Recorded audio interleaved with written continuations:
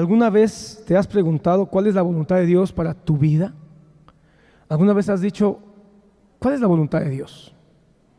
Creo que es una pregunta que todo creyente, que todo cristiano se debe de hacer, porque si tú no tienes esa pregunta, pues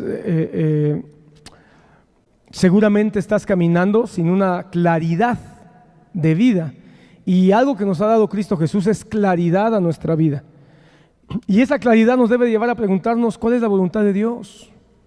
¿Para qué me llamó el Señor? ¿Para qué se me reveló Jesús? ¿Para qué me salvó? Aún los inconversos se preguntan, ¿y cuál es la voluntad de Dios? Aunque no hayan tenido un encuentro con Dios, muchos, la gran mayoría, yo creo que no les importa cuál es la voluntad de Dios, sino más bien les interesa saber cuál es la voluntad de su propio corazón, ¿verdad? Pero a nosotros nos debería de importar el cuestionamiento, ¿cuál es la voluntad de Dios para mi vida? Y obviamente la respuesta rápida es que la voluntad de Dios está reflejada ¿en dónde? En su palabra, ¿verdad? No podemos encontrar la voluntad de Dios en otro lado. Muchos nos pasamos la vida como cristianos diciendo, ¿cuál es tu voluntad, Señor? ¿Cuál es tu voluntad? ¿Qué es lo que quieres de mí? Y nunca abrimos la Biblia. Eso sencillamente es absurdo. No es posible. Y venimos a orar y decimos, Señor, que alguien ore por mí y me diga cuál es tu voluntad. Que un ángel baje y me imponga las manos y escuche sus alas y me diga cuál es tu voluntad. O nos vamos a dormir, Señor, manda un sueño diciéndome cuál es tu voluntad. Y tienes un libro que te está gritando todos los días, todas las mañanas, todas las tardes, todas las noches. Aquí está la voluntad de Dios para tu vida. Pero seguimos insistiendo en no abrirlo. Seguimos insistiendo en dejar que siga acumulando polvo. Y hoy, hermano, muchos se justifican diciendo, tengo la Biblia en el celular, pero Dios no la quiere que la tengas en el celular. Dios quiere que la tengas en tu corazón, que la tengas en tu mente. La voluntad de Dios está en la palabra del Señor. Ahí está. ¿Quieres escuchar la voz de Dios? Lee tu Biblia en voz alta. Hermano amado, si se viene un cuate, un pastor, por más entacuchado, barbudo, elocuente, pico de oro que sea, pero no usa la Biblia y solamente habla de sus imaginaciones, de sus sueños, eso no es voz de Dios. Aunque lea un versículo, porque tristemente se abre la Biblia, se lee un versículo y después se habla de un montón de cosas que ni siquiera están conectadas con la palabra de Dios de manera genuina. Entonces, la voluntad de Dios está reflejada en la propia palabra de Dios. Eso creo que es una respuesta muy rápida a la pregunta, ¿cuál es la voluntad de Dios para mi vida? Pero la única forma de saber la voluntad de Dios que está escondida en su palabra, aunque parezca una repetición, es leyéndola y estudiándola. Entonces tú y yo tenemos que leer la Biblia, tenemos que escuchar la Biblia y tenemos que estudiar la Biblia. Y agregaría una cosa más, y meditar la Biblia. Serían entonces 4 cosas que yo ahorita te diría que tenemos que hacer con la Biblia: leerla, escucharla, estudiarla y meditarla, para poder entender mejor la voluntad de Dios expresada en su palabra. Muchos piensan que la voluntad de Dios es un secreto, que la voluntad de Dios está escondida, que la voluntad de Dios es un enigma, que la voluntad de Dios es como una caja con una combinación extraña. No es cierto, hermano, está aquí. ¿Qué es lo que tenemos que hacer? Leerla, nada más, y leerla otra vez, y volver a leerla, y leerla como lo que es, un libro. No hay gran problema, hermano. El asunto es que nosotros pensamos que la Biblia es un libro raro, es un libro enigmático, es un libro ocultista. Nos imaginamos cosas raras de la Biblia, y eso hace que leamos aquí, y mañana leamos acá, y pasado leamos acá, y pensamos que así Dios nos va a revelar su voluntad. Pero hermano, ¿por qué Dios se tomó la molestia, el tiempo, de escribir su libro como un libro? No sé si tú alguna vez has tenido acceso o has visto en internet cómo está escrito el libro de las profecías de Nostradamus. Hermano, es un libro, hermano, que está escrito en verso, Está escrito en versos de cuatro párrafos cada texto, o algunos creo que de 3. Pero el asunto es que son solo ideas. Y la primera idea de 3 o 4 párrafos no tiene ninguna conexión con el siguiente párrafo. Son como 90 o no sé cuántos párrafos que escribió este hombre. Se sabe que metía en una olla o quién sabe qué sustancias alucinógenas, se daba sus toques y ya cuando estaba bien mareado, entonces tenía imaginaciones y cosas y entonces escribía. En esas alucinaciones, por sus intoxicaciones que tenía de las drogas que él fumaba, pues Satanás aprovechaba esa bajada de conciencia y inspiraba tanta tontería que escribió. Pero no hay conexión entre una cosa y otra. Por eso es que las personas dicen, es muy difícil entender a Nostradamus. ¿Será que lo que escribió significó que hablaba de Hitler, o habló de Napoleón, o habló de quién hablaba? Porque no hay conexión. Pero Dios, hermano, no inspiró a los autores de la Biblia comiendo hongos alucinógenos, ni fumando marihuana. En un estado de su conciencia normal, estable, lúcida, el Espíritu Santo inspiró y lo hizo de tal manera que escribieran de una manera coherente, lógica y normal. Entonces nosotros tenemos que leer la Biblia de una manera normal. Hermano, imagínate que un joven se quiere casar. Dice, ya tengo edad, creo que ya debo sentar cabeza, me siento solito, no hay nadie aquí a mi lado, ¿verdad? Y quiero casarme. Y entonces dice, pero soy cristiano y yo quiero saber la voluntad de Dios. ¿Será que Dios quiere que me case o que no me case? ¿Y será que es el tiempo que Él quiere que me case o todavía no? Y entonces se pone a orar y para esto hay una muchacha que le gusta en la iglesia, ¿verdad? Y dice, ¿será que es esta chica? Y entonces, como es un cristiano muy piadoso y que ama a Dios y se congrega en una iglesia por ahí de Martín Carrera, abre la Biblia. Antes jugaba la ouija este muchacho, antes iba al tarot, antes consultaba a la bruja, ahora ya es cristiano, no hace nada de eso. Pero abre la Biblia como que si fuera ouija, pero abre la Biblia como que si fuera el tarot. Antes le echaban las cartas, ahora quiere que le echen las cartas de Pablo y de Santiago. A ver si ahí encuentra algo. Y abre la Biblia y entonces se encuentra cabal en una carta del apóstol Pablo que dice que se case. Y entonces dice, la voluntad de Dios para mi vida, Dios quiere que me case. Y entonces dice, sí, es la muchacha. Entonces lo que siento por esta muchacha es de Dios. Pero dice, ¿y será el tiempo de que le diga que se case conmigo? Y vuelve a orar al Señor y vuelve a abrir la Biblia así y pone su dedo, ¡pa! Y entonces lee, lo que tengas que hacer, hazlo pronto. Ah, sí, que me case y que lo haga pronto. Y entonces va con la muchacha y le dice, Dios me habló, Dios me dijo su voluntad. Me dijo que me case y que lo haga pronto, así que vengo a decirte que tú eres la respuesta a mi oración. Y la muchacha le dice, espérame, yo ni te conozco, ni tengo interés en ti, y además ya estoy comprometido con otro muchacho. Y entonces, ¿qué va a decir el muchacho? No, tienes que terminar con ese hombre, porque ese no es la voluntad de Dios. A mí Dios ya me reveló su voluntad. O puede terminar frustrado y diciendo, entonces Dios me mintió. Pero es que esa no es la forma en que Dios nos va a hablar su voluntad. La forma en que Dios nos va a hablar su voluntad es leyendo la Biblia una vez y otra vez y otra vez, las veces que sean necesarias, y leerla como lo que es un libro o una colección de libros. Si vas a leer la Biblia, comienza por el capítulo 1 del libro que has decidido leer. Si has decidido leer Mateo, comienza con el capítulo 1. Si vas a leer Jeremías, comienza con el capítulo 1. O si vas a leer Génesis, comienza con el capítulo 1. No leas la Biblia como que si la Biblia fuera un libro extraño. Es un libro. Bueno, ¿y vas a conocer la voluntad de Dios? Seguro que sí. ¿Qué es lo que estamos tratando de hacer nosotros en los cultos? Lo que estamos tratando de hacer en los cultos es tratar de extraer una verdad de Dios que está conectada con toda la Biblia, no una verdad aislada, y ayudarte a que tú puedas entender algunas cosas de la palabra de Dios.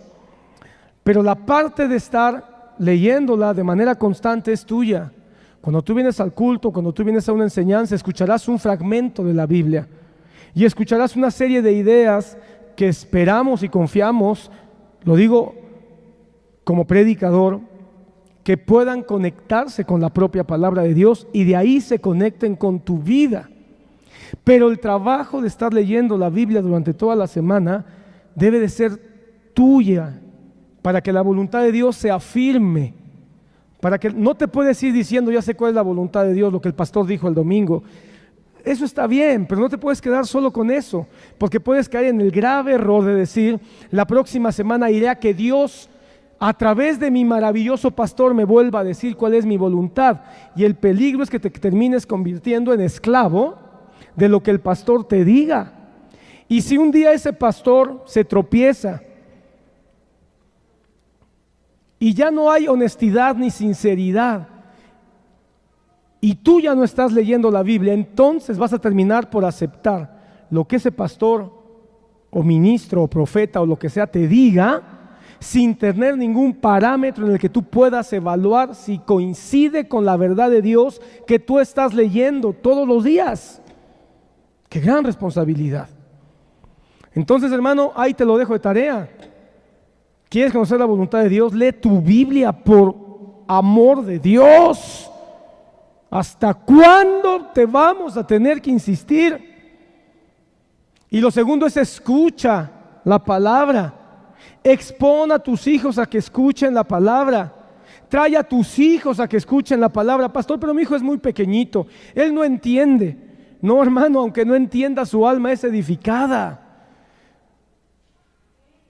Mejor que desde pequeños vayan creciendo escuchando la palabra, para que cuando llegue el tiempo en que vayan teniendo más entendimiento, más conciencia, ya hayan tenido un entrenamiento a nivel de su corazón, a nivel de su subconsciente, para escuchar la palabra de Dios. Por eso, padres, ustedes están en su casa, no se nieguen a traer a sus hijos aquí diciendo, hasta que haya escuelita dominical voy a llevar a mis hijos, porque la escuela dominical no es toda la palabra, y aunque las maestras hacen un gran esfuerzo de transmitir la palabra de Dios con una historia, con una dinámica, quizá con una actividad didáctica, necesitan tus hijos ser expuestos a la palabra de Dios todo el tiempo, y nosotros también.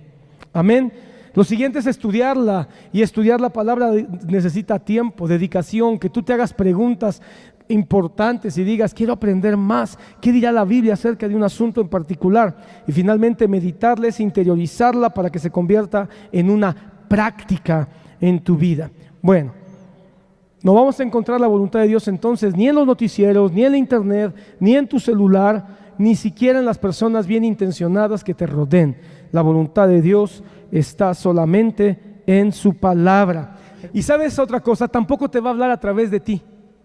Porque tal vez tú piensas, Dios me va a hablar, yo soy tan santo que va a venir una voz audible o una voz a mi corazón que me va a decir lo que tengo que hacer. No. Perdón que hable así, pero es que así vienen los profetas de hoy, ¿verdad? Dios te dice que tú vas a ser profeta de las naciones. Bueno, si tú quieres de esos, yo te puedo dar sus direcciones y recomendarte algunos de ellos, si tú esperas que la voluntad de Dios venga de un corazón perverso. Porque la palabra dice que el corazón humano es perverso. Así dice el profeta. No podemos confiar ni en el corazón de otro, ni en tu propio corazón. Tu propio corazón te puede engañar, es lo que dice la palabra. Ahora, tampoco podemos confiar, hermano, en nuestra propia opinión. El proverbista dice, no confíes en tu propia opinión. No te bases en tu propia opinión, confía en Jehová. Y no en tu propia, ¿qué? Prudencia, dicen otras versiones. Así que, hermano, ni mi opinión, ni mi corazón son buenos consejeros para poder conocer la voluntad de Dios. Dios no va a hablar a tu corazón para hacerte saber su voluntad. Dios te va a hablar a través de su palabra, y a través de su palabra Él va a impactar tu corazón y tu conciencia para que entonces sepamos cuál es la voluntad de Dios. Ahora, la palabra nos da algunas pistas. Te menciono algunas muy rápido para que te ayude un poquito. La palabra dice en 1 Tesalonicenses capítulo 4 versículo 3, solo anótalo, que la voluntad de Dios es nuestra santificación.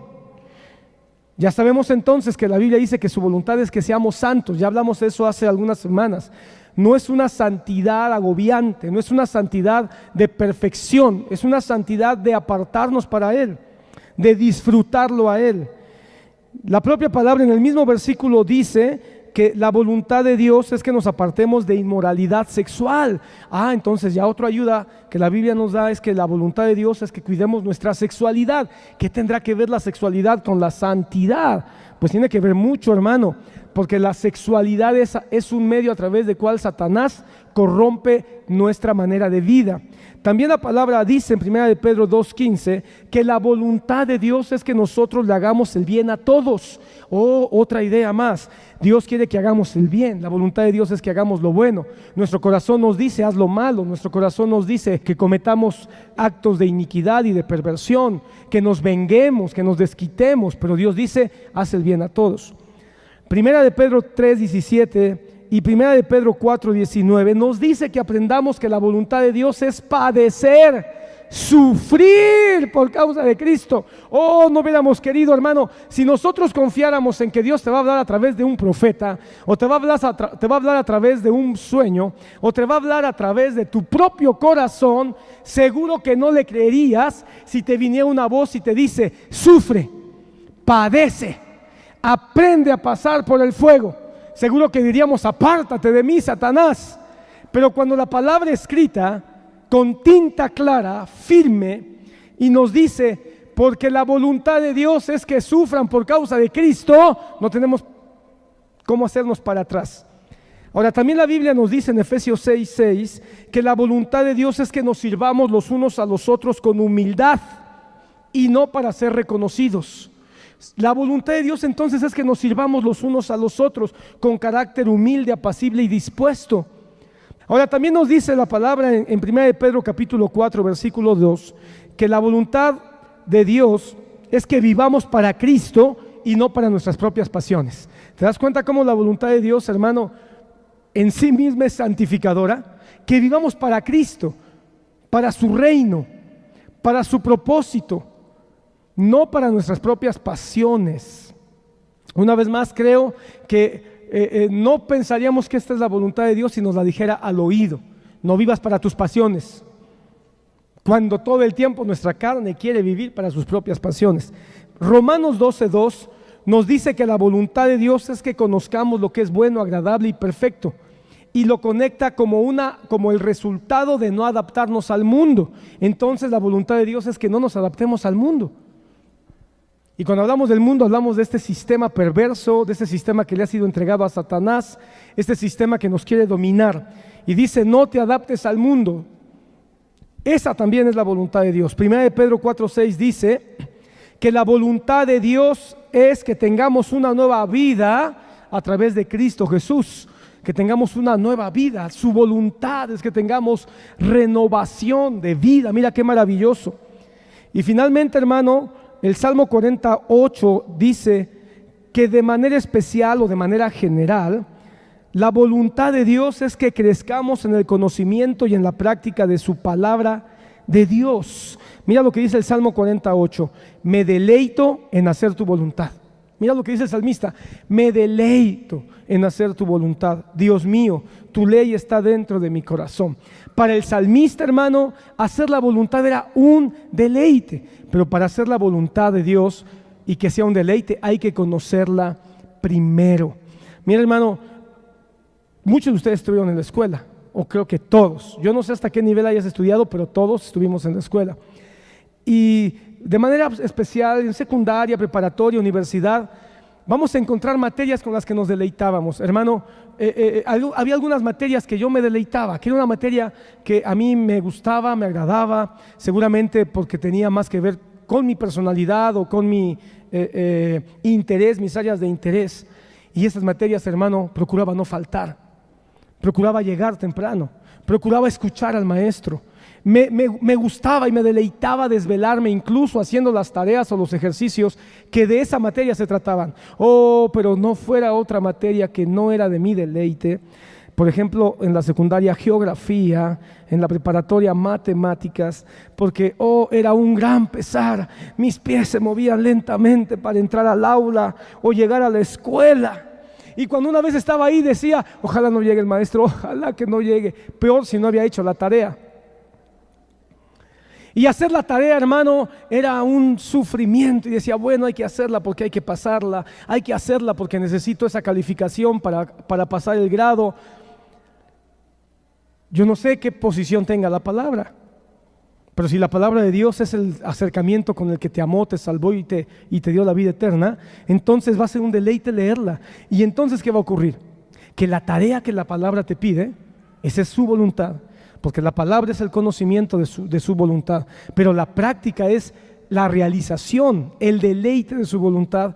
Entonces, hermano, vamos a poder caminar de una manera cercana al corazón de Dios. Ahora, pasa algo, yo no sé si te llegó a pasar, pero de repente hay materias que se empiezan a hacer deliciosas conforme fuiste escuchando y aprendiendo de ellas.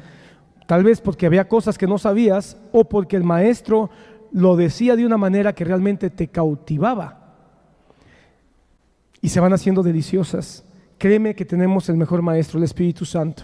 Y el Espíritu Santo sabe cómo. Conforme seamos llevados al estudio o a la lectura de la Biblia, conforme vayamos avanzando en el ejercicio de la sola lectura, el buen maestro, el gran maestro Espíritu Santo va a hacer que su palabra sea deliciosa. Así que no llegues diciendo, ay, pero hay que leer, ay, pero aquí hay cosas que son muy difíciles, pero aquí hay enigmas que cómo voy a resolver. Atrévete solo a leer, dale oportunidad al buen maestro Espíritu Santo y entra en su área de materia, entra en su aula de estudio, y conforme tú vayas dedicándole tiempo verás cómo el maestro va a ser delicioso y va a llegar un momento en que vas a decir, es delicioso hacer tu voluntad. Amén. Bien, todo esto, hermano, porque quiero llegar a un versículo que aquí voy a dedicar más tiempo, un versículo que nos va a hablar acerca de otro pasaje. Ya te dije algunos, pero hay un pasaje hoy en particular que nos habla de la voluntad de Dios. Primer carta a los Tesalonicenses, capítulo 5.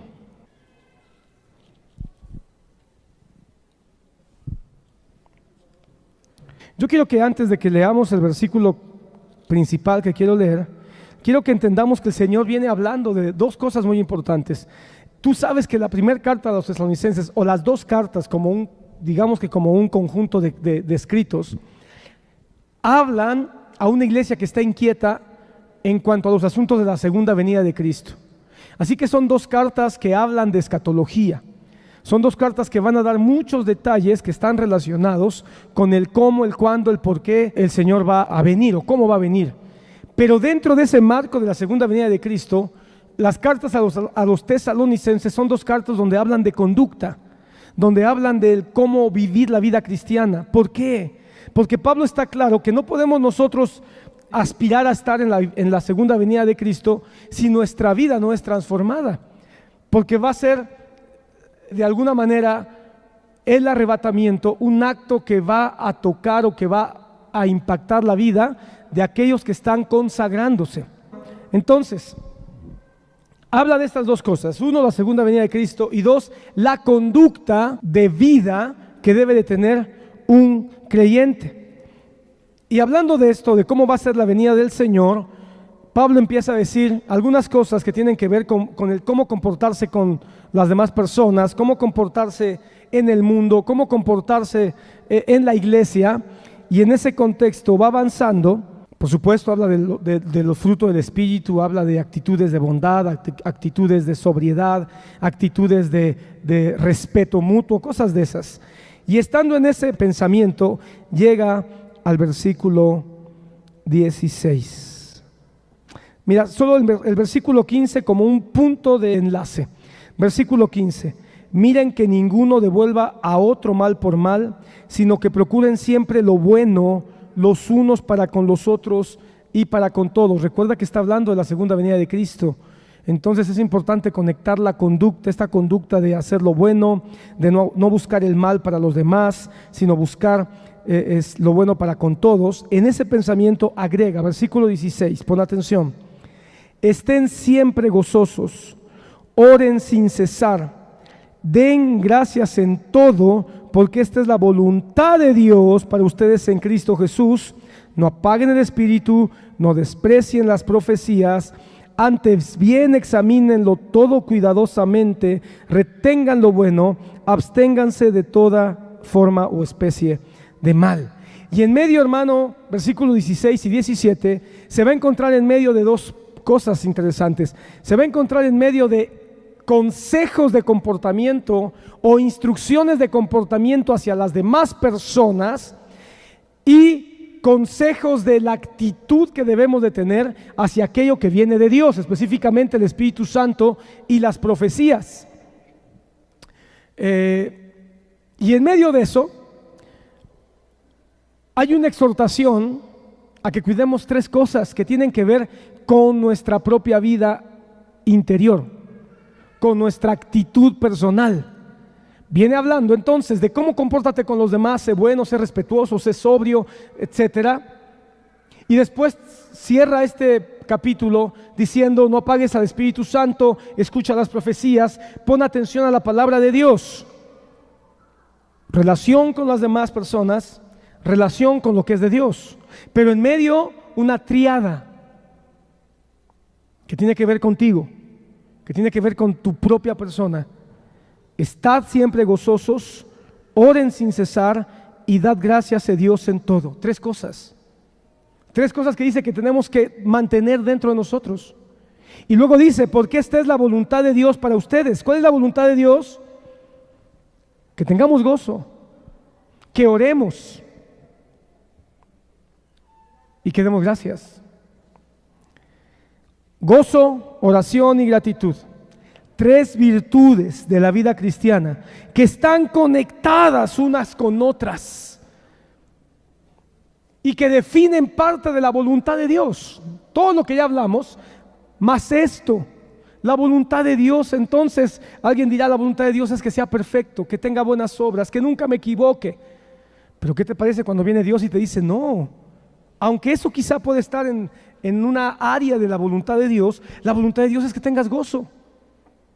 La voluntad de Dios es que tengas comunión conmigo. La voluntad de Dios es que tengas gratitud.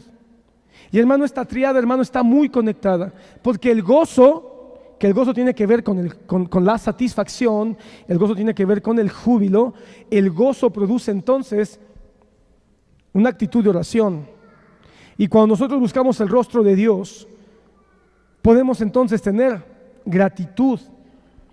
Pero cuando uno de estos componentes falta, hermano, a veces la vida cristiana, la devoción cristiana se pierde y vivimos sin gozo, vivimos con angustia, con tristeza, con melancolía. No tenemos ganas de orar, no tenemos ganas de buscar al Señor, no tenemos ganas de interceder por nuestro prójimo. Decimos: ¿por qué voy a interceder por alguien cuando yo estoy peor? Cosas de ese tipo, ¿verdad?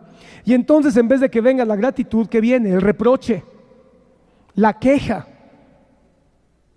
Por eso Pablo dice: pongan atención, esta tríada de virtudes tienen que estar en ustedes. Esta es la voluntad de Dios. Por lo tanto, todo cristiano está llamado a ser un modelo. Bueno, primero está llamado a tener una vida y después a ser un modelo. Porque, hermano, lo más hermoso de esto es que todas las virtudes que nosotros alimentemos en nosotros van a impactar a las demás personas.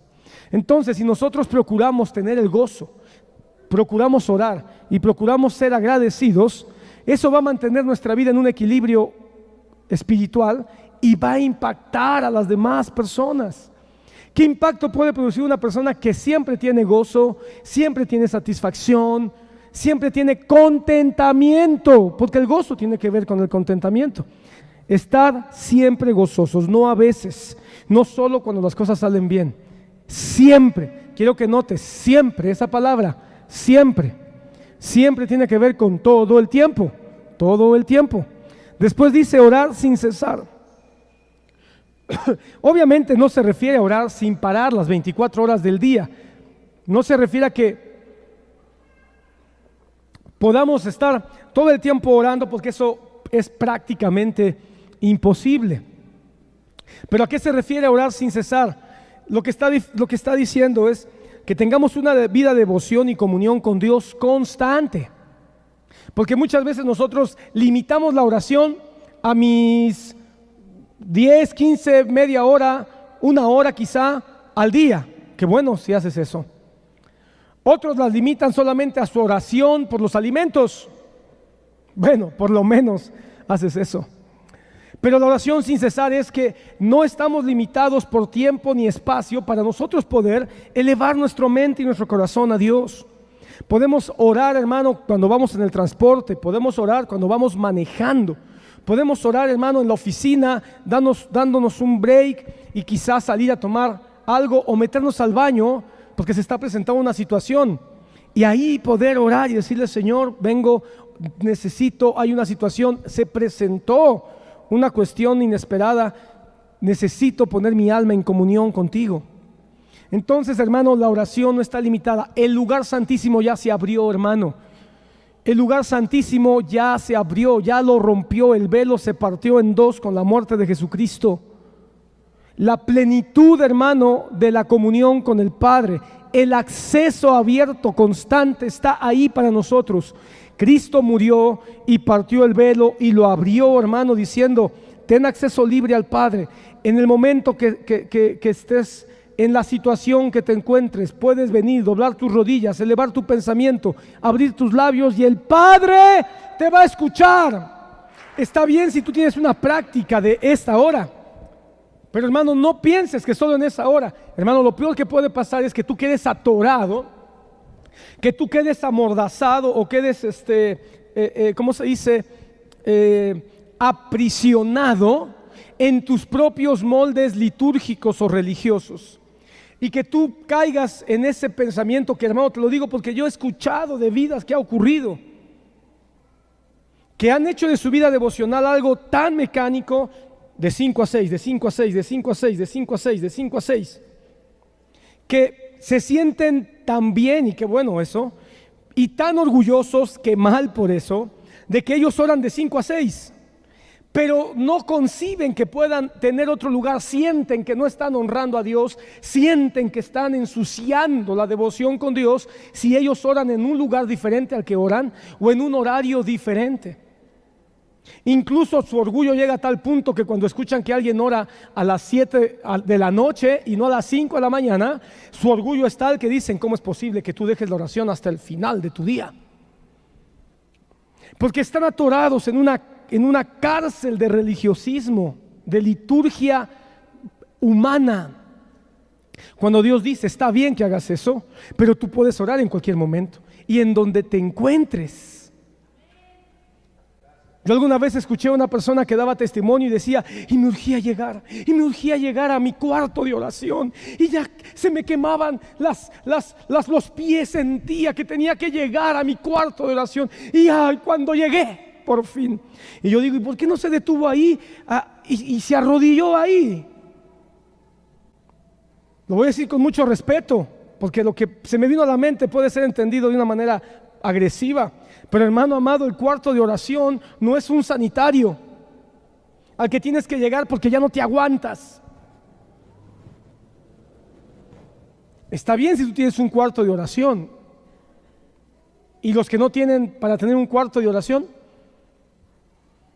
no tienen un espacio específico porque viven en una casa pequeña y en la casa pequeña viven 8. Tu cuarto de oración es la orilla de tu cama, o tu cuarto de oración es la cocina antes de que se levanten todos. Entonces, hermano, la oración es ahí donde el alma necesita orar. Por eso dice: orad sin cesar. ¿Sabes cuál es la clave aquí? Una oración disciplinada de oración continua. Una oración disciplinada de oración continua. Pero la clave, hermano, está en que siempre, estad siempre gozosos, orad siempre. Los judíos tienen el concepto de que Dios es el rey, el soberano, el dueño del universo, y así es, eso es Dios. Pero es tan grande y es tan inaccesible que tiene la puerta siempre cerrada. Pero vino Jesucristo y dijo: no, Él es el Padre, Él es el Padre. Y el Padre tiene la puerta abierta siempre para sus hijos. Siempre. Y la última de estas tríadas maravillosas: dad gracias a Dios en todo. Y aquí me voy a ocupar. Dad gracias a Dios en todo. Hermano, esta virtud, la gratitud, es la que cierra esta tríada de virtudes que en su voluntad Dios quiere que tengamos. Recuerda que estamos viendo que esta es la voluntad de Dios. Estad siempre gozosos, orad siempre y dad gracias a Dios siempre. Ahí lo vas a mirar, es lo que quiero hoy desarrollar contigo. Y esta virtud de la gratitud es el cierre que Dios tiene, como decíamos, como Padre, porque Él desea que sus hijos sean siempre felices. Y como Padre que Él es de nosotros y desea que seamos siempre felices, eso no significa que no tengamos pruebas, que no tengamos luchas, que no tengamos dificultades, sino siempre felices, porque nuestra felicidad, ¿de qué va a depender? Del desarrollo de las virtudes del Padre dentro de nuestro corazón. Entonces, como Él quiere que seamos siempre felices, Él como Padre quiere que sus hijos siempre tengan gozo, aunque no siempre las cosas sean favorables, que siempre podamos hablar con Él.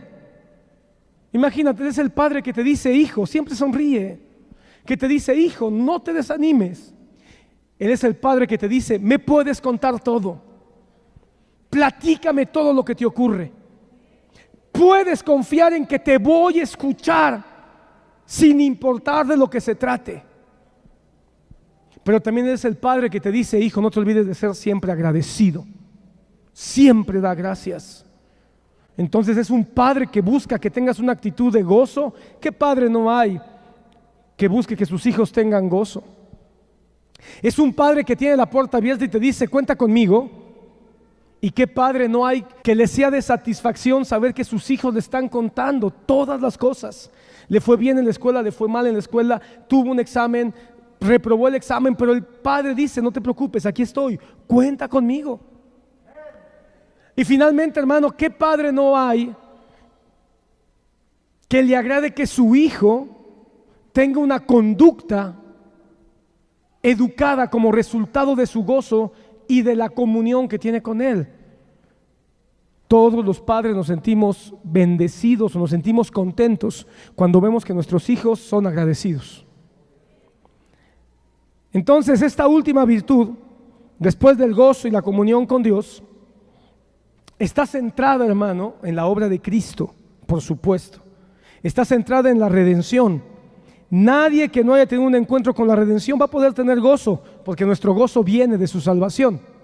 Nadie que no haya tenido un encuentro con la cruz de Cristo va a poder orar al Padre, porque la única manera de que se abra el paso a la comunión con el Padre es que nosotros entendamos que el puente, el camino, la puerta se llama Jesucristo. Y una vez que eso ha ocurrido, entonces podemos poner nuestros temores, nuestras ansiedades, nuestras tristezas, nuestras necesidades delante de Dios. Y entonces, hermanos, la gratitud va a fluir dentro de nuestro corazón. Estas virtudes, entonces, gozo, comunión con Dios y gratitud, son características de un verdadero cristiano. Obvio, hermano, como hijos de Dios, como creyentes, no siempre estamos en el gozo, no siempre estamos en la mejor disposición de orar y no siempre estamos con un corazón agradecido. Estamos en batalla, estamos en lucha, pero el Espíritu Santo viene y nos alienta y nos regresa el gozo. Por eso David decía: revuélveme el gozo, porque hay dificultades y pruebas que hacen que nuestro gozo baje. Por eso el Señor, hermano, nos enseña y nos explica y nos dice que debemos buscar el rostro del Señor, porque a veces, hermano, es difícil de encontrar el rostro del Señor. Parece lejano, parece que nuestras oraciones no llegan, pero el Señor, hermano, sabe que aunque estemos en debilidad, Él nos va a ayudar. El creyente, entonces, aunque no sea perfecta su caminar en el gozo, no sea pleno su caminar en la oración, no sea pleno su caminar en la gratitud a Dios, el Espíritu Santo nos va a llamar a eso. Pero eso no pasa con el creyente, hermano. Perdón, con el que no es creyente. El inconverso no puede vivir la plenitud de estas virtudes. De hecho, como no tiene a Dios, y como niega a Dios, y como rechaza a Dios, se mueve en un sentido totalmente contrario. Romanos 1:21. Romanos 1:21. Pues aunque conocían a Dios, no le honraron como a Dios, ni le dieron gracias, sino que se hicieron vanos en sus razonamientos, y su necio corazón fue entenebrecido. Y si tú sigues leyendo, hermano, vas a encontrar que dice que el Señor los entregó a sus pasiones, a acciones deshonrosas, a abominaciones. Entonces, hermano, ¿qué es lo que estamos viendo hoy en el mundo? Lo que estamos viendo hoy en el mundo, hermano, es una espiral de destrucción donde el hombre, como no es agradecido, está negando a Dios, niega a Dios, y al negar a Dios no tiene una fuente pura de gozo. Al negar a Dios nunca va a buscar el rostro de Dios. Hermano, estamos en un país donde se ofenden las personas en ciertos círculos, por ejemplo los círculos políticos, se ofenden si hay un diputado o hay un senador que se le ocurra darle gracias a Dios en la tribuna. Estamos en un estado laico, estamos en una sociedad, hermano, donde el nombre de Dios, hermano, ofende a las personas que están alrededor. Podemos hablar de pornografía, podemos hablar de lesbianismo, podemos hablar de un montón de cosas, pero si a alguien se le ocurre meter a Dios en el asunto, los que están alrededor se escandalizan. Porque no, su gozo, hermano, es un gozo basado en sus imaginaciones y en sus pecados. No tienen a quién orar, hermano, y no conciben que existe una persona que puede elevar su voz a un Dios eterno. Y por lo tanto no pueden tener gratitud. Porque, hermano, es que vemos en todos los círculos de la sociedad actitudes nefastas. Todas las actitudes nefastas, hermano, tienen un ingrediente común: ingratitud. Cuando tú miras el Génesis, no sé dónde platicábamos esto, pero cuando tú miras el Génesis, hermano, tú miras que la consecuencia del pecado de Adán y Eva fue la ingratitud. Y la ingratitud misma fue un componente. Mira, hermano, cuando ellos empezaron a escuchar a este ser, fueron perdiendo el gozo. Ellos tenían gozo, tenían plenitud, estaban satisfechos sirviendo a Dios ahí en el Edén. Pero empezaron a escuchar esta voz y el gozo se fue perdiendo. Eventualmente dejaron de orar con Dios. Hermano, ¿por qué no buscaron a Dios y dijeron: oye Dios, Señor, este ser llamado serpiente me está diciendo unas cosas que me están confundiendo? ¿Por qué no fueron con Dios? Dejaron de orar. Y eventualmente, hermano, dejaron de ser agradecidos y empezaron a pensar: ¿y qué tal que la serpiente tiene razón y Dios nada más nos quiere aquí limitar? Y Dios no quiere darnos más. Dios no quiere que seamos como dioses. ¿Sí lo estás viendo? Entonces, hermano, el gozo, la falta de comunión y la ingratitud tomó su corazón y eso los llevó a pecar. El pecado, hermano, tiene estos componentes de alguna manera. No le honraron a Dios ni le dieron gracias. Una persona que no honra a Dios es una persona ingrata. Y una persona que es ingrata no va a honrar a Dios. Por eso el hombre busca idolatrar. Por eso el hombre, hermano, busca darle gloria a algo o a alguien. Porque tiene necesidad de honrar a alguien, pero como no quieren que sea Dios, su pecado, su corrupción, su egoísmo, su soberbia los tiene tan capturados que entonces se fabrican ídolos de madera, de piedra, de oro, de tela, o a los que son de carne y hueso terminan tirándoles flores. Y eso es una ingratitud. Y entonces, ¿qué dice? Fueron ingratos y a causa de su ingratitud se hicieron vanos sus razonamientos y su necio corazón fue entenebrecido. ¿Qué es lo que produce la falta de gratitud a Dios? Que el corazón se haga duro, que el corazón se entenebrezca y que terminemos entregados a nuestros propios razonamientos. Es que yo creo, es que yo opino, es que a mí me parece, y ya no damos oportunidad a que el Padre nos hable. Las consecuencias entonces de la ingratitud fueron devastadoras y lo sigue siendo hoy en pleno siglo XXI. Ya lo dijimos otra vez, el mundo está lleno de soberbia y de vanidad, está lleno de arrogancia, a tal punto que consideran que su inteligencia, la inteligencia del hombre, es suficiente para salir adelante, tanto a nivel personal como a nivel social, como a nivel de naciones. Y lo único que está ocurriendo, hermano, ante este mundo caótico lleno de ingratitud a Dios, hermano, es que el mundo está yendo cada vez más en una espiral terrible de inmoralidad, de hechicería, de idolatría, de inmundicia.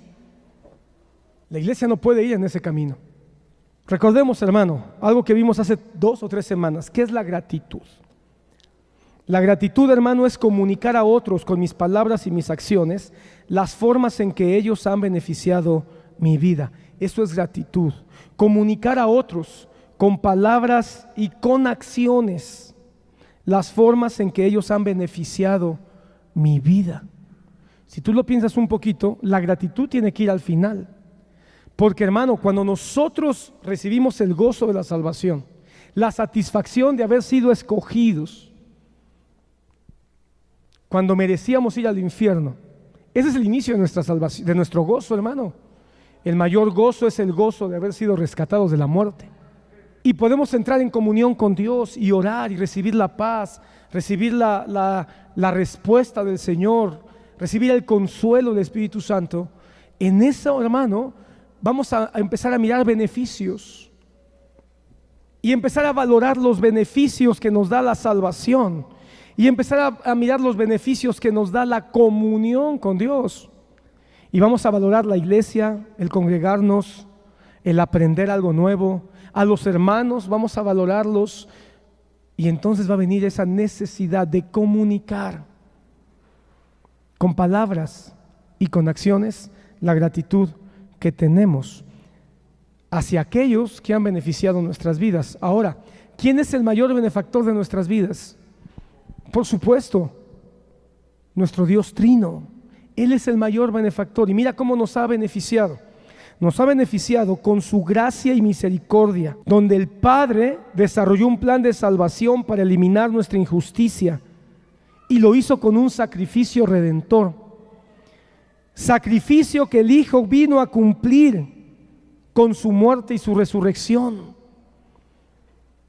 Mismo que el Espíritu Santo nos ha revelado para guiarnos y conducirnos a este maravilloso plan de gracia para que nosotros tengamos ahora vida eterna.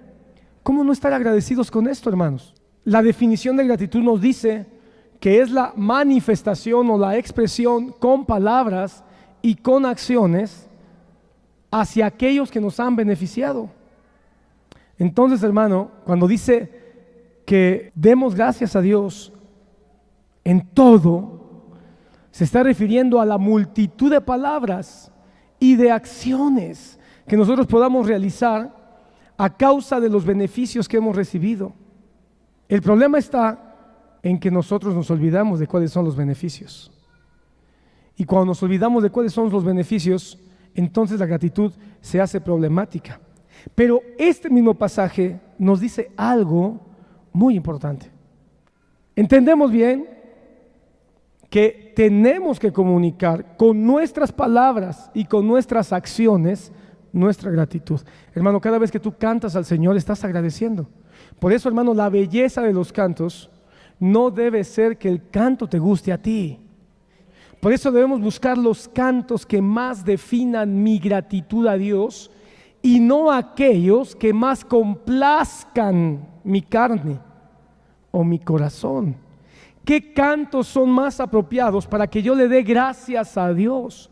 Seguramente va a haber cantos que tienen una letra mucho más apropiada para agradecer a Dios. Y habrá otros cantos que quizá la letra es bonita, pero tal vez es muy subjetiva para agradecerle a Dios. Pero ¿cuál es el detalle que viene este pasaje en esta hermosa pequeña cadena? Es una pequeñita cadena de gozo, comunión con Dios y acción de gracias. Mira el texto. No sé si tengas tu Biblia abierta, si no, te voy a pedir que regreses ahí a Tesalonicenses y mires este pequeño detalle. Estén siempre gozosos, oren sin cesar, ya lo explicamos, dad gracias en todo. Yo quiero que ahora pongamos atención en estas dos palabras, en todo, de manera especial en la primera de ellas, que es una palabra que por ser un artículo, hermano, pocas veces ponemos atención. Muy pocas veces ponemos atención en los artículos. Yo he escuchado de repente hermanos que citan textos y los artículos los cambian. Y los cambian pues, por falta de atención o por la razón que tú quieras, pero también cuentan.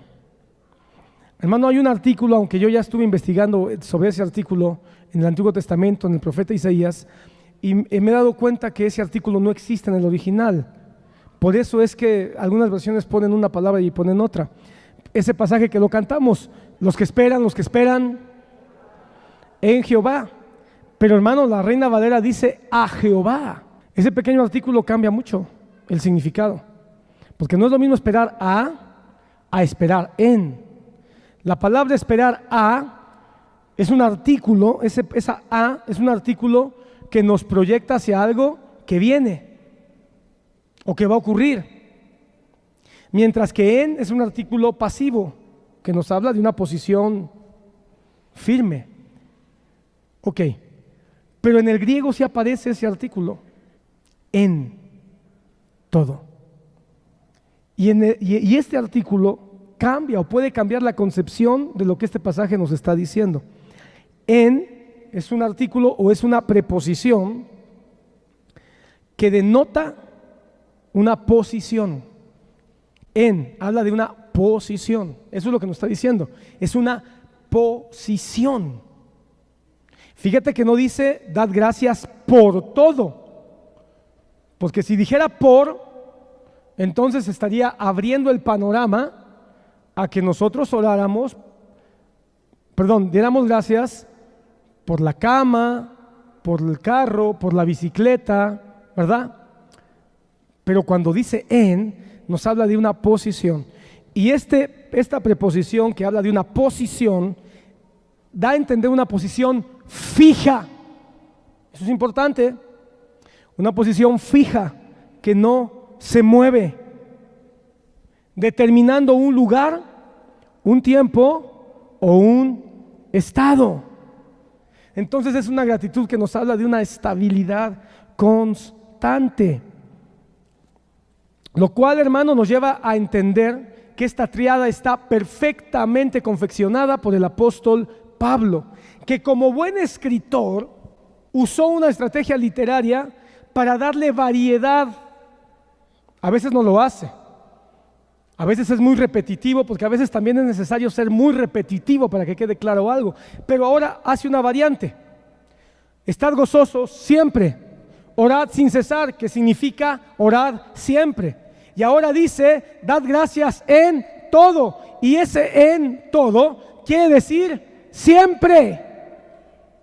Entonces nos proyecta un estado de gratitud, de constancia, de permanencia. Ahora, lo más tremendo aquí, hermano, es que ese en todo nos abre el abanico a una posición que es muy importante entender el día de hoy. Número 1, hace que la gratitud vaya más allá de las cosas palpables y visibles. Ese en todo nos lleva a algo más que las cosas palpables, visibles.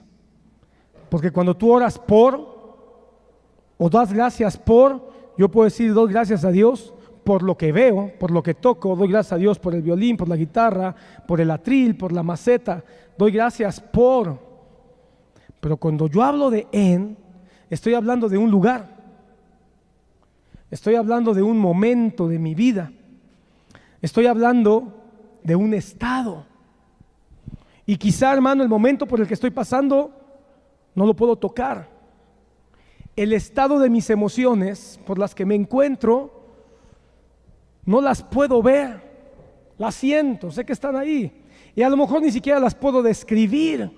Me encuentro en un estado que ni yo mismo me entiendo. ¿Alguna vez te has estado en un estado así que ni tú mismo te entiendes? ¿O estás en un estado de confusión, de acusación, de culpa, de necesidad? No lo puedes tocar, ni tampoco lo puedes explicar. A lo mejor te encuentras en un estado que hasta te sientes un poquito avergonzado, si lo dijeras, o te sientes temeroso de que no te entiendan, pero estás en ese estado. Estás en ese lugar. Dios es tan bueno, hermano, que nos lleva a momentos, a estados y a tiempos de vida de recompensa, de éxito, de plenitud. ¿Verdad que sí? Pero cuando dice todo, ahí cambia. Porque cuando dice todo, tengo que decir algo de esta segunda palabra. Todavía estamos aquí, hermano, en esta primera parte que es lo intangible, lo que no se mira. Pero creo que es importante esto. Ya dijimos que en es una posición fija que denota lugar, tiempo o estado. Pero todo es una palabra, hermano, que casi siempre significa lo contrario. ¿Por qué? Porque cuando nosotros decimos, estamos todos aquí, ¿a poco sí? ¿De verdad estamos todos? No, es una expresión que quiere decir, ahora sí como dicen los Boy Scouts, ni estamos todos los que son, ni son todos los que están. Ayer estuvieron los jóvenes aquí, una reunión que tuvieron, y decimos, no hombre, vieras, estuvieron todos los jóvenes. No es cierto, no estuvieron todos, pero quizá alguien, como vinieron más de los 10 pericos que cada sábado vienen, ayer hubo más de 30, y estuvo bien hermosa la actividad, hermano. Escuchar a los jóvenes es una bendición, escuchar cómo están articulando sus pensamientos, la forma en que miran su entorno, la forma en que miran su fe. Eso es algo bien hermoso. Pero no estuvieron todos, pero quizá alguien diga estuvieron todos, porque fue una apreciación. Hermano, cada vez que nosotros decimos todos, tú sales al cielo y ves el cielo y dices, wow, se ven todas las estrellas. ¿De veras estás viendo todas? No, hermano, tú no puedes ver las que están quizá no sé a qué distancia y que están siendo opacadas por la luz de la luna o la luz de las estrellas que alcanzas a percibir. Hay quienes dicen que por cada estrella que nosotros vemos, hay no sé cuántas miles o millones de estrellas que no vemos. Entonces, cuando Dios dice, orad en todo, el Señor abre un abanico, hermano, y lo extiende para hacernos decir algo. Lo que está diciendo no es exactamente todo, aunque está ahí, lo que está diciendo es de una manera muy sencilla. Dad gracias a Dios en lo bueno y en lo malo. Una manera muy sencilla de mirar eso es en lo bueno y en lo malo. En vez de decir, da gracias cuando te vaya bien, cuando tengas éxito en tu trabajo, cuando tus hijos sean educados, cuando te saques un 10 en el examen, pero también cuando lo repruebes y también cuando tus hijos se te rebelen y también cuando el negocio se te caiga. En vez de enlistar todo, Pablo resume todo en esta palabra, todo. Lo bueno y lo malo. Dice el profeta, o fue Job, ¿verdad? Quien también creo que es considerado un profeta. Daremos gracias a Dios por lo bueno y no por lo malo. ¿Cómo podemos nosotros explicar, dar gracias en todo, si solamente decimos es aquellas cosas que nos son bendición? Si solamente estamos acostumbrados a que nos digan, reclama tu bendición, exige tu bendición, decreta tu bendición. Y solamente vemos la bendición como todo aquello que nos es de beneficio, que nos es de agrado, que nos es de satisfacción. Pero todo cambia cuando la palabra todo se abre y nos dice, no, también demos gracias por aquellos momentos en que son difíciles. También demos gracias por aquellos momentos que son complicados. Este tipo de gratitud es mucho más profundo, hermano. Es dar gracias a Dios, sí, por haber despertado, por estar sano, por encontrarnos en tiempos de bonanza y de plenitud, por tener salud y tener fuerzas para caminar hoy. ¿Quién no le da gracias porque hoy pudo caminar? Por poder tener vista para leer un libro. Yo hace unas semanas te decía, nunca valoré tanto la lectura de un libro como cuando tuve que empezar a usar lentes para poder leerlos.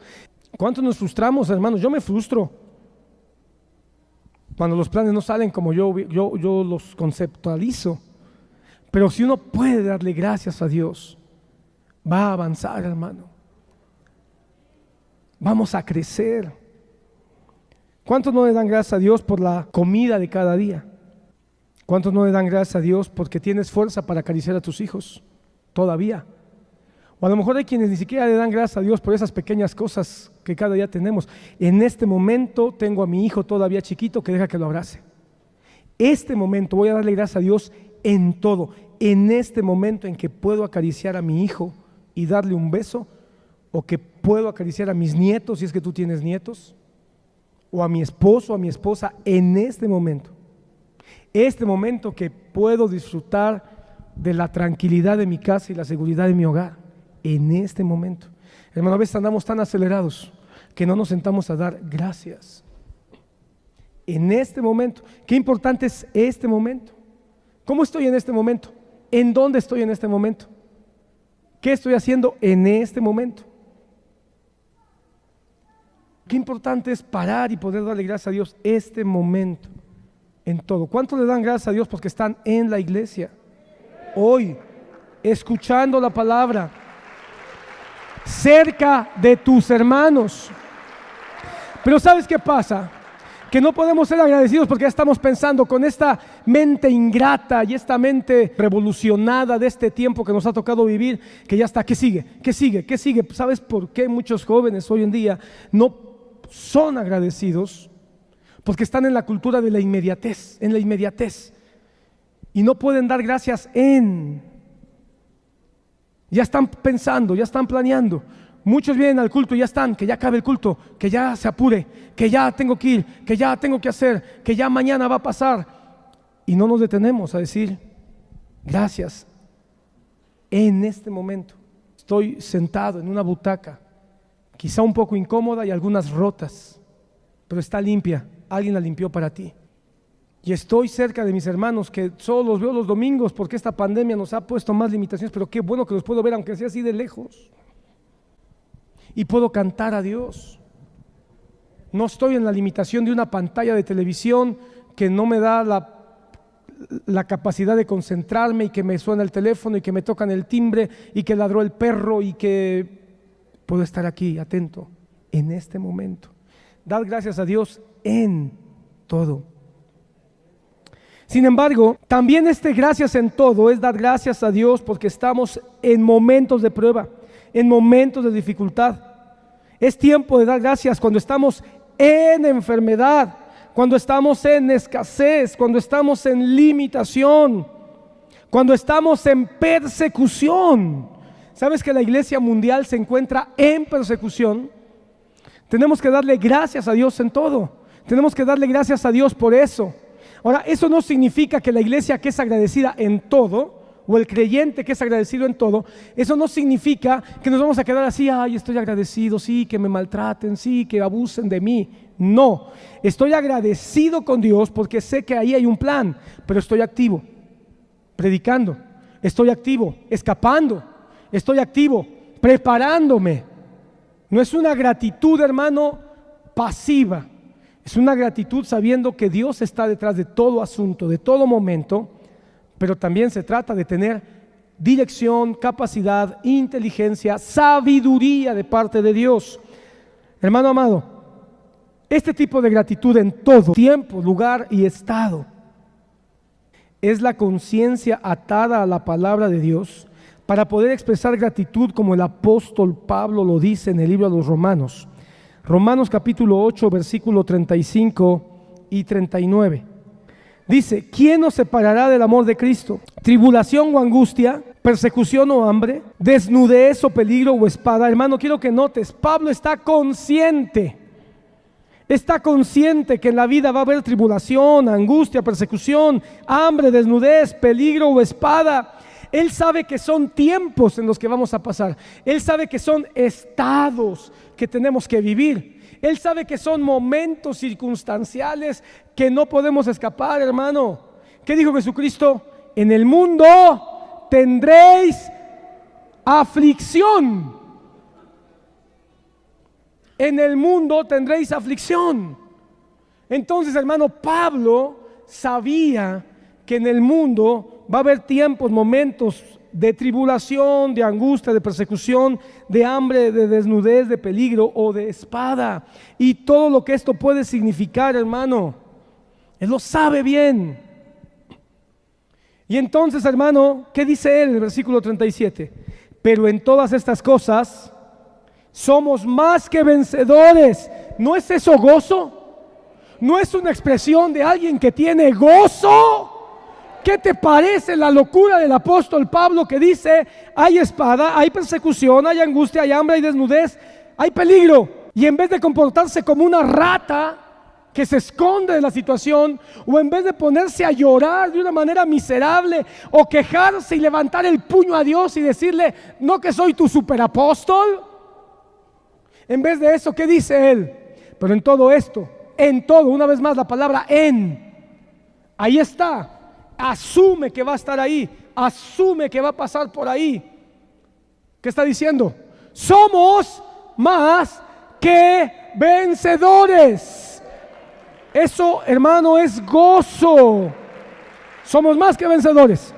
Ahora, no somos vencedores porque seamos más inteligentes, ni porque seamos más capaces, ni porque tengamos más herramientas, ni porque tengamos más dinero. Somos más que vencedores por medio de aquel que nos amó. ¿Y este quién es? Jesucristo. Entonces, hermano, Él sabe que el que nos amó venció a la cruz del Calvario. Él sabe que no mintió, Él sabe que no fracasó, Él sabe que el que lo amó está vivo y que su promesa es firme, es fuerte, es permanente, y en eso está confiado.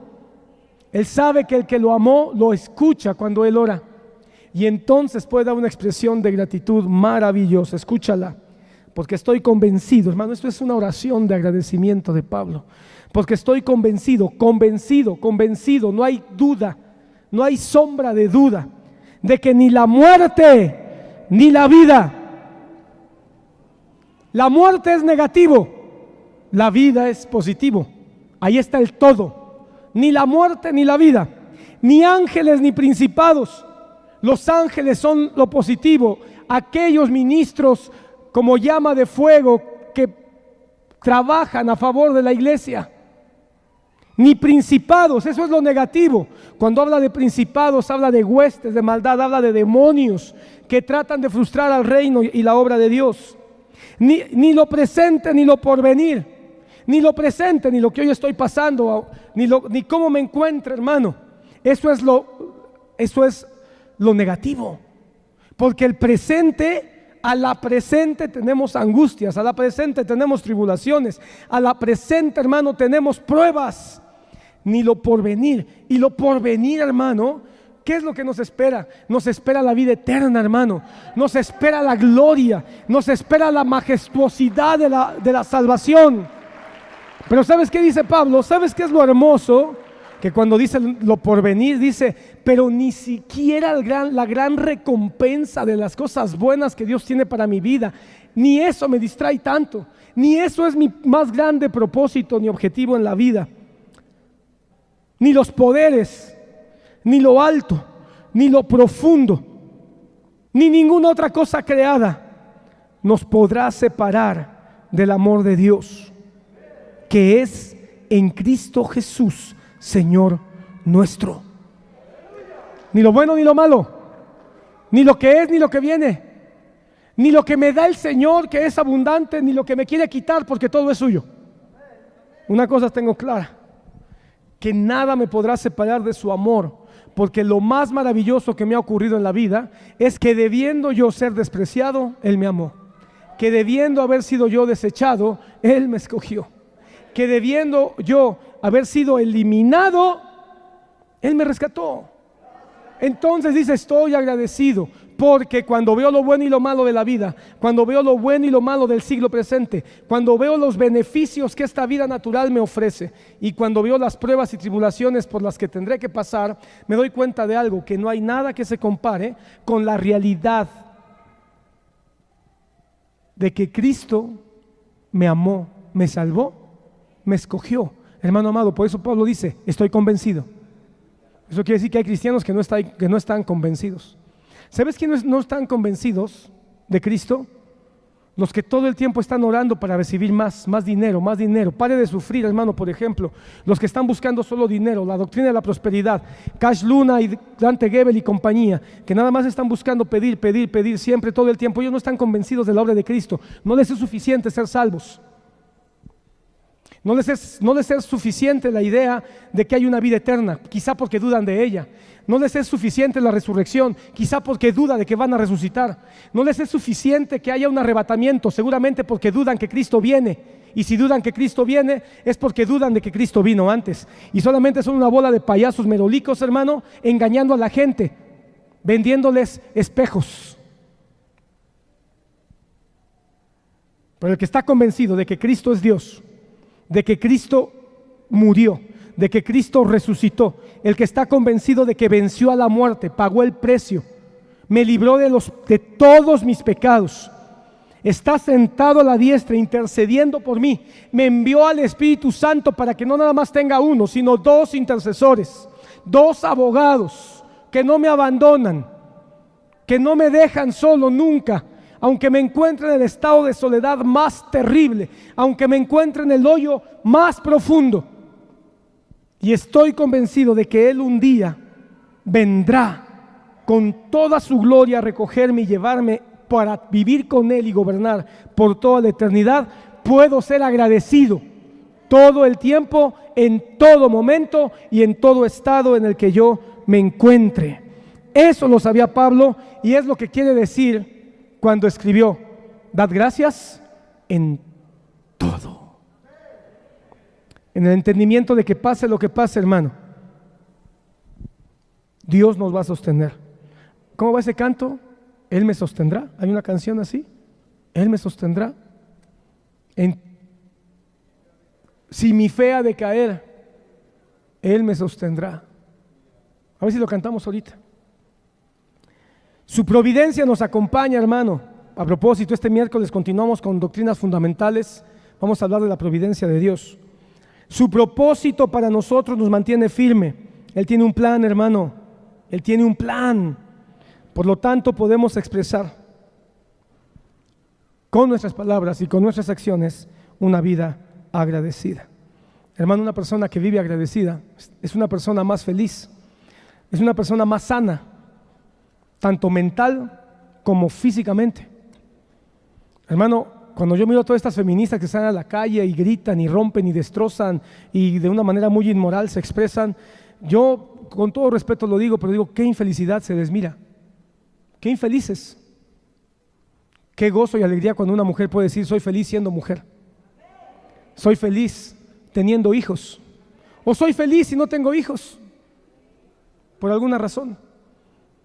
Qué gozo un joven decir: soy feliz siendo varón. Y qué angustia, hermano, aunque se traten. ¿Por qué los gays se llaman gays? Gay significa una persona alegre. ¿Por qué adoptaron ese nombre? Porque han fabricado una falsa felicidad, hermano, con todas esas luces, estoperoles y vestidos extravagantes que usan, maquillajes y colores y todo eso. Tratan de fabricar una felicidad tangible, una felicidad que se mire, con sus bailes exóticos y sus movimientos extraños, una felicidad que se pueda mirar y tocar. Porque no pueden acceder o no quieren, porque Dios está al alcance de todo aquel que se rinda a sus pies. No pueden alcanzar esta felicidad intangible, que no se mira, que no se toca, que no tiene colores visibles, pero tiene una multitud de colores a nivel del corazón de aquel que ha recibido a Cristo Jesús como su Señor y Salvador. Pero todas estas expresiones, hermano, denotan un problema en el alma, en el corazón y aún en la mente. Está comprobado, hermano, que una persona agradecida, que tiene una actitud de gratitud todo el tiempo, en lugar de una actitud de queja constante, porque ¿cuál sería el contrario de la gratitud? La queja. Tiene más probabilidades de recuperarse si está enfermo, si está hospitalizado, o si una persona, hermano, lo han visto los médicos, cuando una persona entra a un quirófano agradeciendo a Dios, diciendo: Señor, pase lo que pase, estoy agradecido. Se han dado cuenta que tienen más posibilidades de entrar en una situación física para soportar la operación y después recuperarse. La gratitud, hermano, tiene beneficios neuronales, tiene beneficios físicos, beneficios emocionales. ¿Sabes por qué? Porque es parte del diseño de Dios para nuestro bienestar. Entre más gratitud expreses a Dios primeramente y después al prójimo, por supuesto, más beneficios vas a tener hasta para tu propia salud física. No hablemos del espiritual. Ahora, si puedes ser agradecido en todo, Cualquiera que sea tu situación, como dice Pablo, yo he aprendido el secreto de ser feliz. Porque he aprendido a ser agradecido si estoy en abundancia o estoy en escasez, si estoy en la cárcel o estoy en libertad. En todo y en todo estoy agradecido. Muchos piensan que esa frase, todo lo puedo en Cristo que me fortalece, es una expresión como para lograr lo que nosotros nos propongamos. Todo lo puedo en Cristo que me fortalece. Pero no, Pablo lo que está diciendo es: todo lo puedo en Cristo, cualquiera que sea la situación que Dios quiera que yo pase. Ahí soy fuerte, porque tengo gratitud. ¿Dónde te encuentras en este momento de tu vida? ¿Dónde te encuentras? No estoy diciendo qué tienes o qué no tienes. No te estoy preguntando por cosas que ves o tocas. Te estoy preguntando por este momento. ¿Cuál es el estado de tu corazón en este día? Tal vez te encuentras en un estado de vida donde eres un joven o un niño, o quizá un adulto o un anciano. Ese es tu estado. ¿Estás agradecido? Hermanos, los niños, aunque no tengan conciencia de todo esto que ya te dije, ellos disfrutan ser niños. Tristemente hay muchos niños que quizá no, porque están en un ambiente y con unos padres que quizá les están robando el gozo de su infancia. Pero hermano, qué bendición que un niño se expresa, grita, ríe, a veces hace travesuras y uno dice, pero ellos de alguna manera están expresando gratitud porque es un tiempo que de alguna manera su propia naturaleza les dice que tienen que disfrutar. Por eso yo digo, un niño tiene que jugar, porque es parte de su expresión y se va más rápido. La infancia es la etapa más corta, hermano. Apenas escasos 11, 12, 13 años, hermano. Enseña a tus niños a que sean agradecidos en su infancia y ayúdalos a que sean agradecidos con Dios, con su infancia o en su infancia. Si eres un joven, la juventud también es un periodo, hermano, un poco más largo, pero sigue siendo corto. ¿Estás agradecido porque estás en ese momento de tu vida? Hay muchos jóvenes que por alguna razón se quejan y dicen, ay, cómo quisiera ser niño. O hay otros que dicen, ay, cómo quisiera ser adulto. Y los adultos decimos, ay, cómo quisiéramos ser jóvenes. Porque hay una queja constante. Pero qué bendición que el joven diga, estoy en esta etapa. Y en esta etapa que Dios me dio fuerza, me dio vigor, me dio más claridad para aprender. Voy a dar gracias a Dios, le voy a dar mi fuerza, le voy a dar mi energía, le voy a dar mi sabiduría, voy a aprender de su palabra, no nada más de lo que me digan en la escuela, de su palabra, porque quiero ser un joven agradecido con Dios y en este momento que me ha tocado hacer algo para su gloria. ¿Estás soltero o estás casado? Ese es el momento de tu vida, dale gracias a Dios. El soltero se la pasa diciendo, ay, ¿y será que me voy a casar? Nadie me quiere. Dale gracias a Dios. ¿Sabes qué dice la palabra? Que el que está soltero sirve mejor. Eso dice Pablo. El que está soltero sirve mejor. Y ahí estás con tu cara. Ay. Gózate y da gracias porque vas a servir mejor. Ahora estás casado, la palabra dice, no busques separarte. Y atiende tus tareas como marido y como esposa. Y da gracias a Dios. Hermano, es tremendo, pero el alma humana es tan mal agradecida que el soltero se quiere casar y el casado se quiere descasar. Pero ¿qué dice Dios? Da gracias. Este es tu estado. ¿Cuál es tu estado? Soltero, casado. Da gracias a Dios.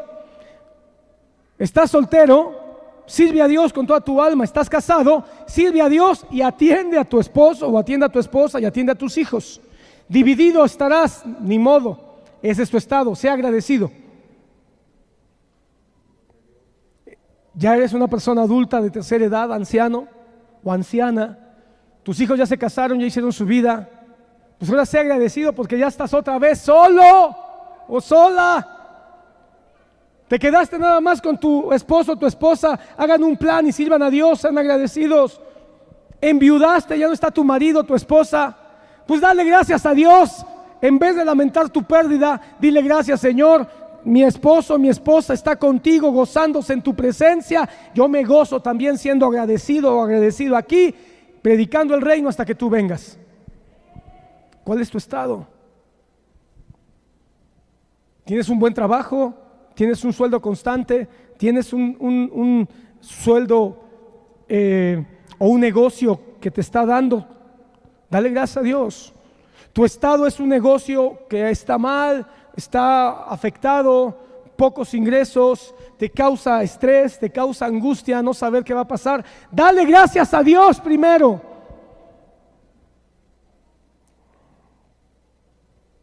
¿Cuál es tu estado entonces en tu entorno?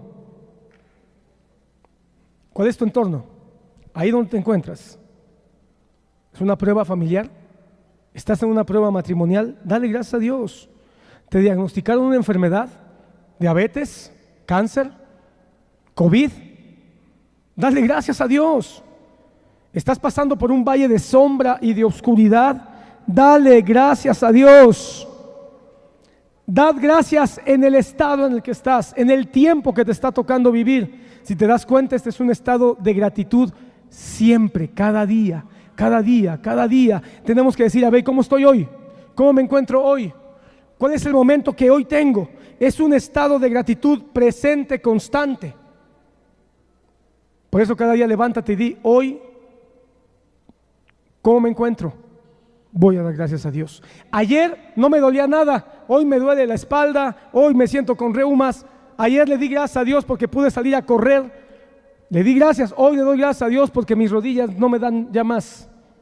Pero le doy también gracias a Dios. En lo bueno y en lo malo. Solo el cristiano sabe que puede hacer eso. Hace unas semanas fuimos a despedir al hermano Aurelio, platicamos de eso y le dimos gracias a Dios por esa pérdida. Y aquí está su esposa hoy, me da mucho gusto ver a mi hermana Celia, que también estuvo un poquito malita hace unas semanas, y aquí está dándole gracias a Dios. No está encerrada en su casa lamentando la partida de su esposo, eso fue bueno, pero ahora está aquí. Solo el cristiano sabe y puede hacer eso. Solo el cristiano, hermano, puede sorprender al médico cuando el médico le dice, es cáncer. Y el cristiano empieza a llorar porque es un choque, es un impacto, y después empieza a decir, gracias Señor. Eso confunde a los médicos.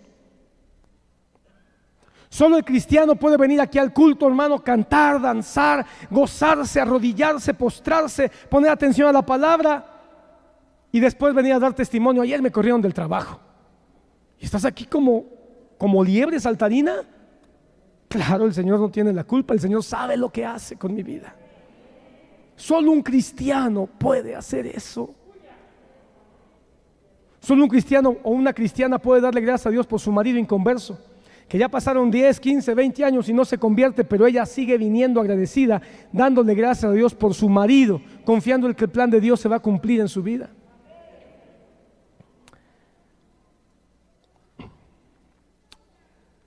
Solo los judíos y los que conocen a Dios. Tú sabes que nosotros estamos emparentados en la fe, si no de manera perfecta, pero sí de manera parcial, con los judíos. Tú sabes eso, ¿verdad? El Dios de Israel, el Dios de Jacob, el Dios de Abraham, es el mismo Dios de la iglesia de Cristo. Nosotros somos hijos de Abraham. Y los judíos, hermano, tienen muchos principios que son los mismos principios que nosotros podemos aprender, aunque nosotros no estamos bajo la ley más, sino por la gracia. Y yo escuché la historia de un judío, hermano, que cuando se remodeló su sinagoga, después de muchos años, decidieron remodelarla, actualizarla, modernizarla, etcétera. Y uno de esos congregantes o asistentes a esa sinagoga, él dio una ofrenda bastante generosa, pero fue muy específico. Él sabía que había que reparar una de las ventanas que había ahí, y él pidió que la ofrenda que él estaba dando, pidió que fuera para que esa ventana por donde entraba el sol cada culto se invirtiera ahí y se hiciera un gran vitral. Le dijo, ustedes decidan cuál sea el tema de ese vitral, el material, pero que sea algo hermoso que ocupe ese espacio. Y los judíos tienen la costumbre en muchos lugares, no nada más en iglesias o en sinagogas, sino aún en sus empresas, de poner placas reconociendo y agradeciendo quién invirtió. Pues ¿sabes por qué lo hacen? Porque han aprendido a ser agradecidos con Dios y con las personas. Así que se hizo ese gran vitral, se invirtió todo el dinero, se hizo una obra de arte preciosa, con un tema muy hermoso, con colores, con cristales finos, etcétera. Y debajo se puso la placa del nombre del hermano y dijo: gracias a fulano de tal por su apoyo a la obra de Dios en esta sinagoga. Algo así. Un día llegó un visitante, después de un tiempo llegó un visitante que ni siquiera era judío, pero como esa sinagoga estaba renovada, estaba muy hermosa, quedó muy padre. Este hombre llegó, visitó y empezó a verla y se quedó admirado del trabajo, de la arquitectura, y cuando llegó al vitral se quedó asombrado cuando vio la grandeza, cuando vio los colores, cuando vio cómo la luz se proyectaba en el piso y producía un efecto muy hermoso, y se quedó sorprendido cuando vio la placa. Ya había visto otras, pero vio esa placa.